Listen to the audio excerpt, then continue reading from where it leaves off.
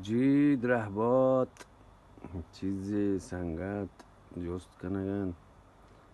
که تی ویدیو کلیپ تهار بوده تو روچا پما ویدیو کلیپی را بده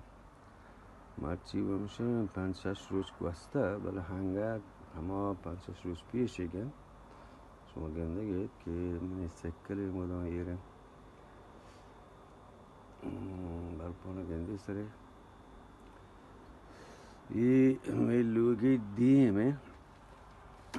ये हमें आजकल दानियंत ये दराज की सरेंत में बार पहंगत हस्तन बड़ी माशी का मुकाम तेरे भी तकन बले ये दराज का निसरा हंगत गप्पड़े हस्तन वो हम तकरीबन 5 शंबे मेरे ख्याल یا 4 شنبه بلا بعد هنگ نگوارده ولی همه هنگت هستند چیزی سنگت واجه گوشگند که ما سک عذابیم خب یه عذابی نیند ایدا چوش نبید که برف بیید اداره و اسکول و یه و آب بند بگم هیچ بر چوش نبید هیچ بر مدام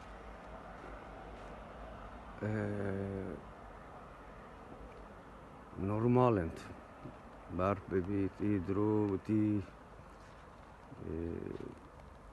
آمادگی پیسه را گفته گذانند چوش نبید که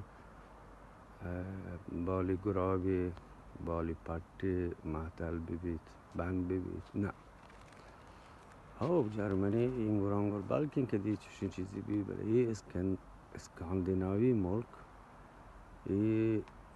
بالکل پاکین چیز پسند تو نرمال ہے یہ وجہ میں برپند کے ہنگت کم روشنو ہیں میں زمستانی روز کم ہیں اگر یہ برف میں بوتی نہ تھا ہنو یہ ساعت تک میں فلم کرے گا مطمئناً یہ سخت حارت بیٹیم با بله همی برف بازی باشی ایشی هست ایشند که روزنا بید زمین اسپید آزمان اسپید مدام هنچو بید وحده که برف بید دوینا اسپید اور روزنا تو شپه یکا دو هندر آیا هنچو می ورد وحده که برف بید بله برف شرری تنها یکی روزنایی نه هند برف باز وحشی هست ملکی که برف مبید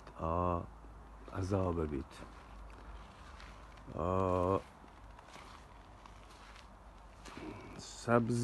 سبز و درچ کوی دار نبید هیچ بر میں لوگی پوشتا